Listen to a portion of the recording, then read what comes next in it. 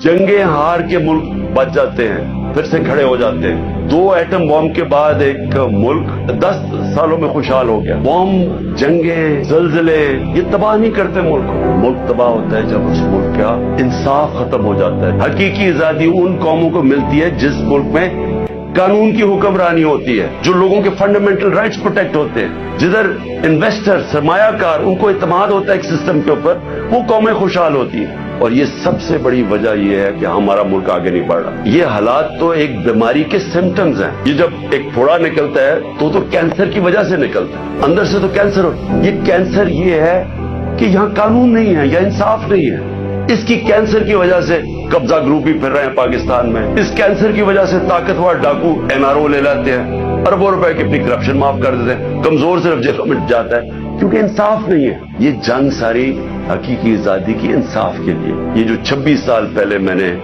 अपनी जिंदगी में सफर शुरू किया था इंसाफ की तहरीक, ये सिर्फ और सिर्फ ये मसला है पाकिस्तान का। इसलिए आज हम सबको कानून की हुक्मरानी के साथ खड़ा होना चाहिए। ये जो कर रहे हैं, ये जो माफिया ऊपर बैठा हुआ है और उनको बिठाया गया, इस माफिया के सामने हमें खड़ा होना